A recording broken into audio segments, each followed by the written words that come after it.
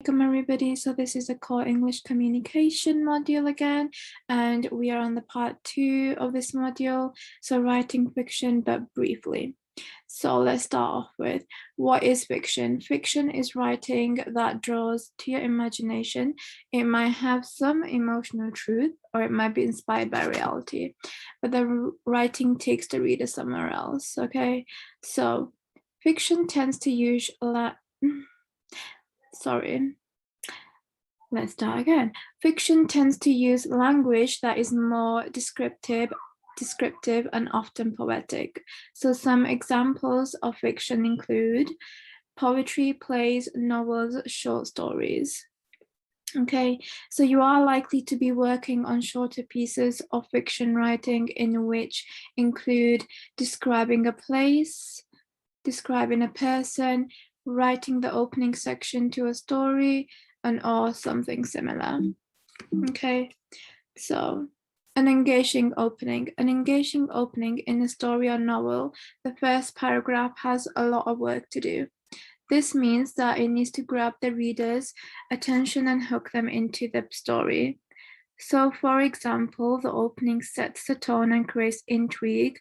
For example, The Hunger Games by Susan Collins opens with this passage. Okay, so I'll give you a minute to just read this passage out, or I can read it for you, and then you can discuss what this passage opens with. So, for example, when I wake up, the other side of the bed is cold. My fingers stretch out, seeking Prim's warmth, but finding only the rough canvas of the mattress. She must have had bad dreams and climbed in with our mother. Of course she did. This is the day of weeping. So, for example, this is an effective opening, offers threads for the reader to follow. Colin creates intrigue by giving through detail to create a sense of place, but not so much that we learn everything at once. So what this means that this paragraph gives some suspicion. So this is a first entry of the book. The author describes the place and leaves some suspense, and then the reader gets hooked onto the story to read on. So basically, this is a story arc. The story arc is a guide that helps people to understand and to know how to write stories. So it starts with explosion, rising action, climax, or turning point, falling action, resolution. So I do understand that it's a lot of words and very plain. So today I put on this picture to describe what a story arc includes. So a story arc is basically a guide, how to write a fiction story. Okay, so for example, I'm sure everybody here is aware of the Cinderella story. So first, the explosion. So let's see what an explosion is: an opening that hooks the reader and sets the scene. Rising action, so it builds tension. Climax, a turning point, the most dramatic part of the story. And falling action realizes the effects of the climax. Resolution, the story is concluded, so the end of the story. So, as I was saying before, the Cinderella story. So the explosion, the first, I'm sure everyone over here is aware of the Cinderella story, and I'm sure the assistant would be translating.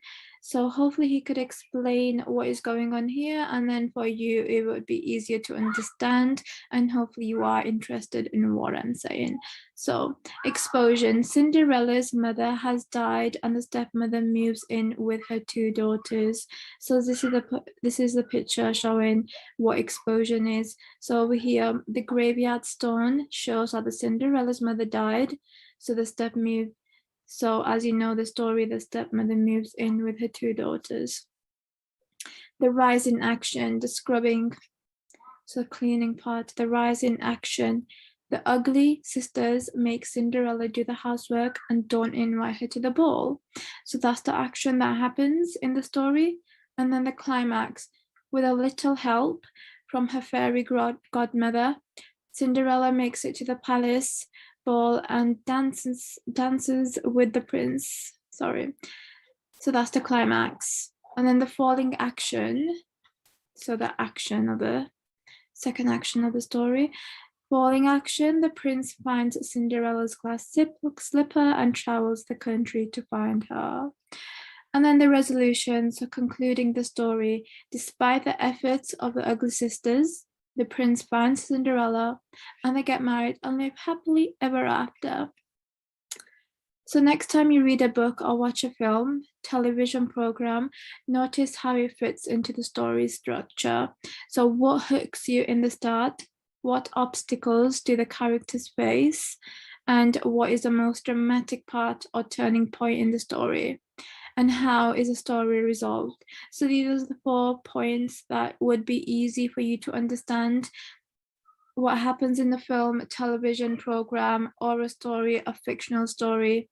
These are the 4 key points to look out for when examining how a fiction story or television program is made up. So a convincing close, so the convincing close of a story or a program. So it's important that you aim to finish your story in a convincing way. So typing up all the loose ends. By loose ends, I mean connecting all the dots into one conclusion. So aim to resolve.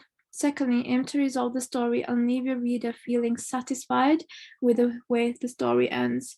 So connecting all the dots and then leaving your reader feeling satisfied with a happy ending or whatever the ending may be.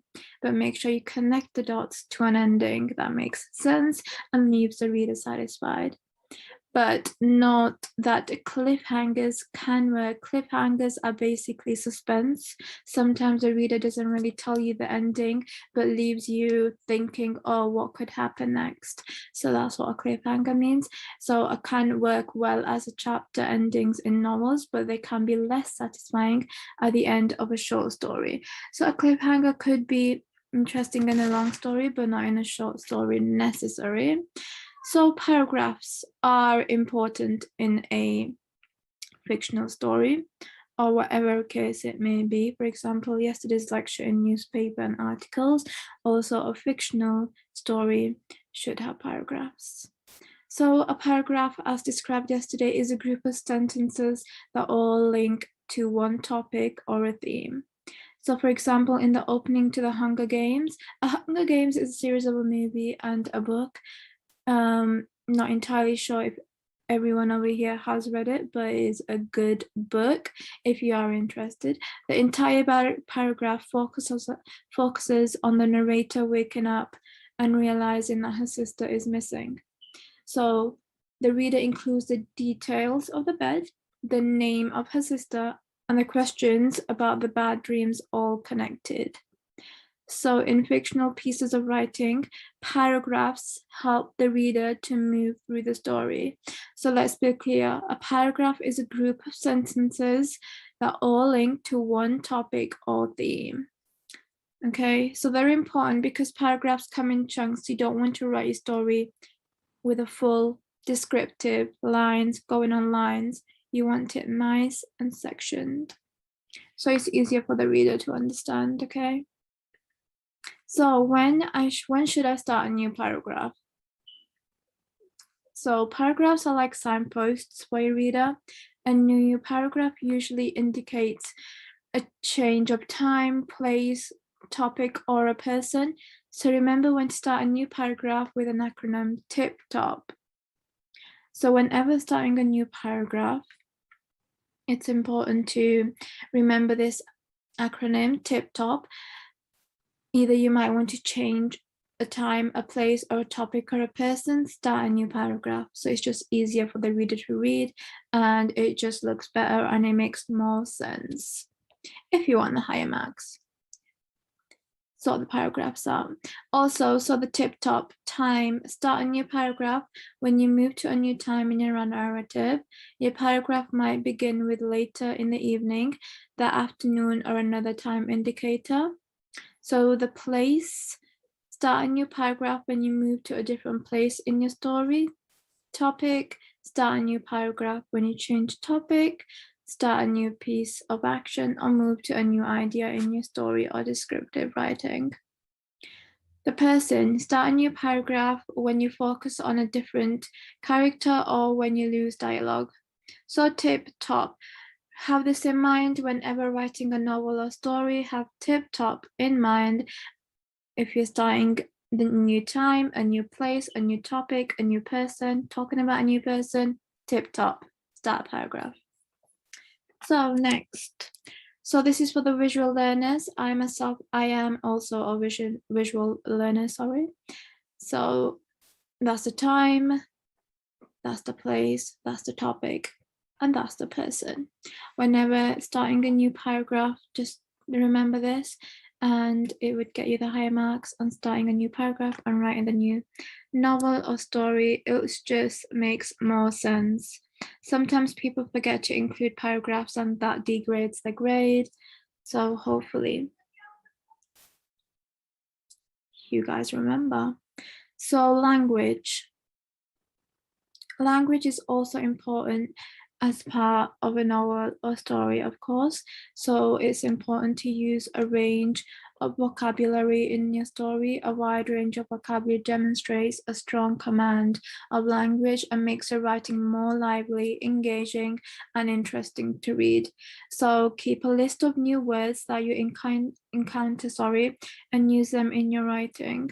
Also, make sophisticated vocabulary choices where you can. So what I'm saying over here, in your novel or story, use good vocab. So vocabulary is important. Whenever you find a new word, keep a list of words in your book, write them down, jot them down, and you could include that in your piece of writing. So a thesaurus is a book that's very helpful and useful. It can give you some synonyms, a dictionary, and it can help you use to expand your vocabulary. But always check the meanings of unfamiliar words. Always use a dictionary if you don't understand a word, obviously, and then go and find a synonym for a word by using, basically, if you find a new synonym for a word, you can find better vocabulary. Okay, so for example, for and, you can use also, therefore, instead of and. So yeah, so you could use a dictionary. Also over here on the down latter of this presentation, use of figurative language. We'll cover this later on. We're only going through the brief introduction right now, as I'm sure the assistant will explain, and we're going to be going into the details later on. So the sentence variety, use different sentence types and lengths. Use a variety of sentences that can help you to create interest and tension in your writing. So experiment with different sentences, lengths, and types to build atmosphere, mood, and suspense. So vary your sentence lengths and use your sentence lengths to reflect the place of the action in the narrative.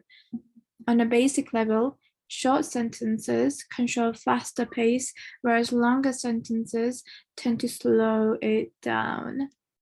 So in a novel or story, it's important you write different variety of sentences, not always short sentences and not always long sentences. I'm sorry if you can hear background noise. People are outside in the garden right here. Yeah, right now it's 7:39. The kids are playing outside. So here is an example of using a long sentence. If you read this passage out loud, or the assistant can read the passage out loud, you can understand that there are different kind of sentences in this passage.